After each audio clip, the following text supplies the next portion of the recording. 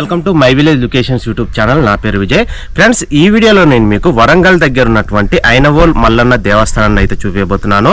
Friends, ఈ దేవస్థానాన్ని మల్లికార్జున స్వామి దేవస్థానం అని కూడా అంటారు. ఈ టెంపుల్ కి సంబంధించిన హిస్టరీ గురించి మాట్లాడుకున్నట్టయితే ఈ టెంపుల్ అనేది రాష్ట్రకూటుల కాలం నుంచే ఉందని అయితే చెబుతున్నారు.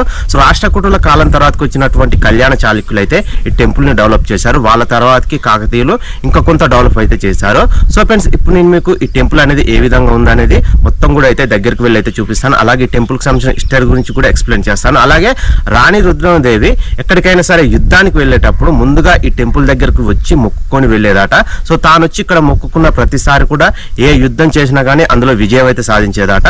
సో ఫ్రెండ్స్, ఇప్పుడు మనం అయితే ఈ టెంపుల్ అనేది ఏ విధంగా ఉంది, అలాగే ఈ టెంపుల్ కి సంబంధించిన హిస్టరీ ఏమిటి అనేది కూడా టెంపుల్ చూసుకుంటూ తెలుసుకుందాం పదండి. ఫ్రెండ్స్, ఈ గుడి వచ్చేసి వరంగల్ జిల్లా వరదన్నపేట మండలంలో అయితే ఉంది.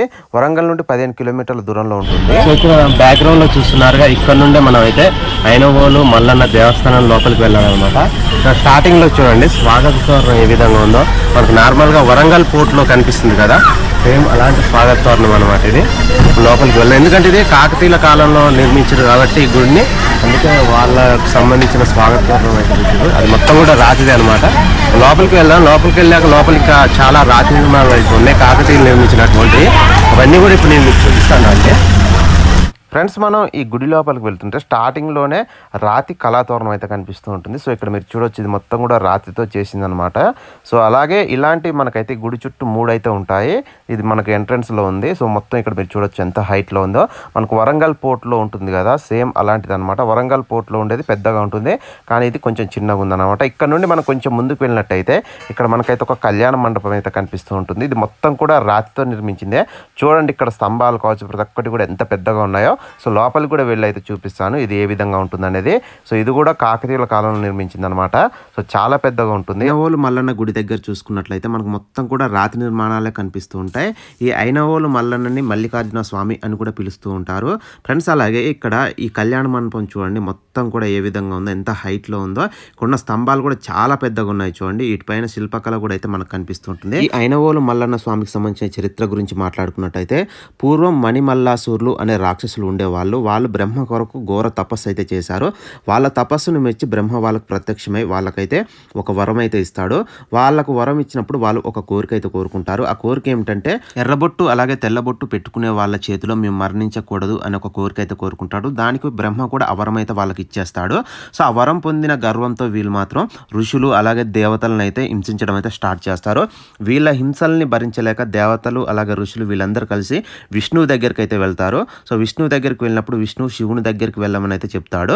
శివుని దగ్గరకు వచ్చి వీళ్ళకున్న సమస్య మొత్తం చెప్పుకుంటారనమాట. చెప్పిన తర్వాతకి వారిని నేను సంహరిస్తానంటే శివుడు అయితే వీళ్ళకైతే అభయం ఇస్తాడు. తర్వాతకి శివుడు కర్ణాటకలోని మైలారు అనే ప్రాంతంలో ఒక రాజ కుటుంబంలో జన్మిస్తాడు. శివుడు తను రాక్షసులతో యుద్ధం చేయవలసి వచ్చినప్పుడు ఎరుపు తెలుపు బొట్లు పెట్టుకున్న వాళ్ళు ఆ రాక్షసుల్ని ఏం చేయలేరు కాబట్టి ఈ మైలార్ స్వామి శరీరం మొత్తం కూడా పసుపు రుద్దుకొని యుద్ధానికి అయితే వెళ్తాడు.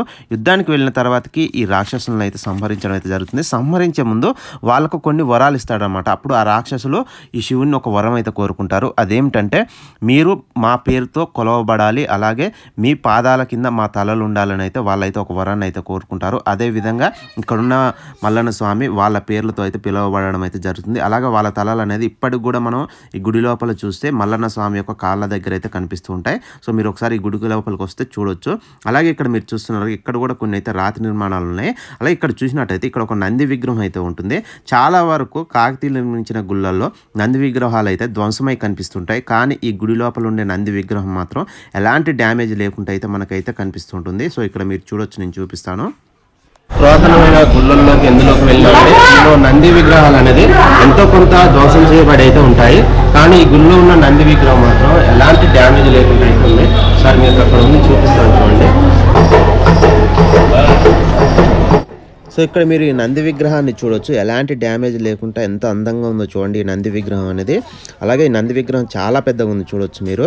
ఈ నంది విగ్రహం ఎదురుగానే మల్లన్న స్వామికి సంబంధించిన గర్భగుడి అయితే ఉంటుంది. నెక్స్ట్ మనం ఆ గర్భగుడి లోపలికి అయితే వెళ్దాం. అలాగే ఈ నంది విగ్రహం పైన ఉన్న డిజైన్స్ చూడండి ఎంత బాగా కనిపిస్తున్నాయి, చాలా క్లియర్గా కనిపిస్తున్నాయి. ఈ విగ్రహం ఎదురుగానే అయితే మల్లన్న స్వామికి సంబంధించిన గర్భగుడి అయితే ఉంటుంది. అలాగే పైన మీరు ఫోటోస్ చూస్తున్నారు కదా, సేమ్ అదే విధంగా గర్భగుడి లోపల ఉన్న విగ్రహం కూడా ఉంటుంది. సో ఇప్పుడు మనమైతే ఈ గర్భగుడి లోపల కూడా వెళ్దాం. లోపల అయితే వీడియో తీనిస్తారో లేదో తెలియదు, దీనికైతే ట్రై చేద్దాం వీలైనంత వరకు. సో ఇప్పుడు మనం లోపలికి వెళ్దామండి. సో మనం లోపలికి వెళ్తుంటే ఇక్కడ చూడండి పురాతన కాలానికి సంబంధించిన కొన్ని విగ్రహాలు ఉన్నాయి. ఇక్కడ నాగదేవతకు సంబంధించిన కొన్ని అలాగే చూసుకున్నారు. ఇక్కడ మీరు చూడండి ఎన్ని విగ్రహాలు ఉన్నాయి. ఇవన్నీ కూడా పురాతన కాలానికి సంబంధించినవి అనమాట. చాళుక్యులు అలాగే చూసుకున్నట్టయితే కాకతీయుల కాలానికి సంబంధించిన విగ్రహాలన్నీ ఇక్కడ ఈ గుడి ప్రాంతంలో దొరికినన్ని తీసుకొచ్చి ఇక్కడైతే గుడి ముందు అయితే ఉంచారు. సో ఇక్కడ నుండి లోపలికి అయితే వెళ్ళాలి. సో ఈ గుడి లోపల కూడా మొత్తం రాతి నిర్మాణం. ఇది మొత్తం కూడా ఇది కొత్తగా నిర్మించేది, ఇది కొత్తగా నిర్మించినది కాదు, కాకతీయులు అలాగే చాళుక్యుల కాలంలో నిర్మించిన గుడి అనమాట. ఇది లోపల చూడొచ్చు మొత్తం కూడా మనకైతే రాతి నిర్మాణం కనిపిస్తుంటుంది. ఎక్కడ కూడా గోడలు అయితే కనిపించవు, సిమెంట్ గోడలు. ఇక్కడ మల్లన్న స్వామి గర్భగుడి ఎదురుగా ఉండే మండపాలు మొత్తం కూడా రాతి నిర్మాణాలు అనమాట. ఇవి కొన్ని వందల సంవత్సరాల క్రితం నిర్మించినవి. ఇప్పటికి కూడా చెక్కు చెదరకుండా అయితే ఉన్నాయి. చూడొచ్చు మీరు ఇక్కడ మొత్తం స్తంభాలకు వచ్చి ప్రతి ఒక్కటి కూడా రాతి నిర్మాణాలే. సో ఇక్కడ మొత్తం కూడా క్యూ లైన్ అయితే ఉంది. లోపలికి వెళ్ళాక లోపలికి సో ఇక్కడ నా బ్యాక్గ్రౌండ్ లో చూస్తున్నారు కదా, ఇదే ఐనవోలు మల్లన్న స్వామి గర్భగుడి.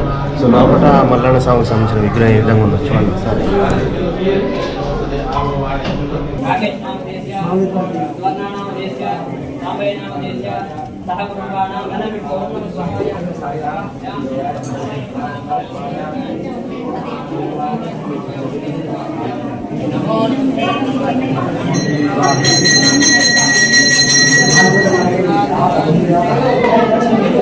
మనం ఈ గర్భగుడిలో నుండి బయటికి రాగానే ఇక్కడ మనకు చాలా రకాల ముడుపులు అయితే కనిపిస్తున్నాయి. చూడండి, ఎవరైనా సరే ఏమైనా కోరికలు ఉన్నట్టయితే ఇక్కడ ఈ విధంగా ముడుపులు కట్టుకొని వెళ్తారనమాట.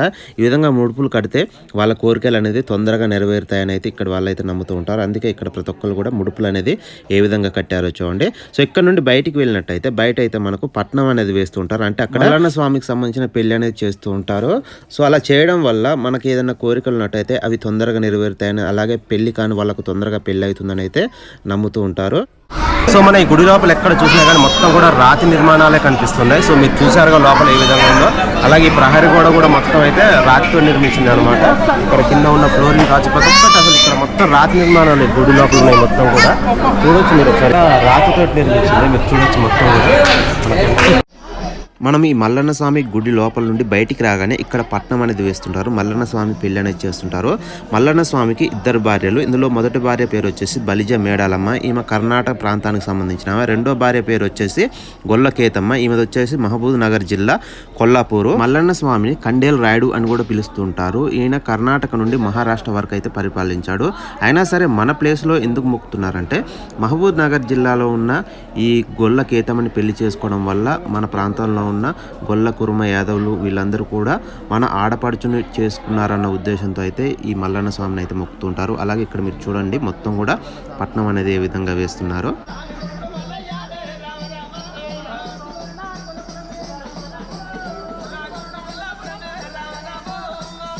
ఫ్రెండ్స్, ఈ గుడి లోపల సౌండ్ డిస్టర్బెన్స్ అనేది ఎక్కువ ఉండడం వల్ల నేను లైవ్లో మాట్లాడిన వాయిస్ అనేది రికార్డు కాలేదు. అందుకే నేను బ్యాక్గ్రౌండ్లో వాయిస్ అయితే ఇస్తున్నాను. సో ఫ్రెండ్స్, చూసారుగా ఐనవోలు మల్లన్న స్వామికి సంబంధించిన దేవస్థానం అనేది ఏ విధంగా ఉందో. సో ఈ వీడియో అనేది మీకు నచ్చిందని నేను అనుకుంటున్నాను. సో ఈ వీడియో కనుక మీకు నచ్చినట్టయితే మర్చిపోకుండా ఈ వీడియోని లైక్ చేసి మీ ఫ్రెండ్స్కి షేర్ చేయండి. అలాగే నా ఛానల్ మీరు ఇంతవరకు సబ్స్క్రైబ్ చేసుకున్నట్టయితే మర్చిపోకుండా సబ్స్క్రైబ్ చేసుకోండి.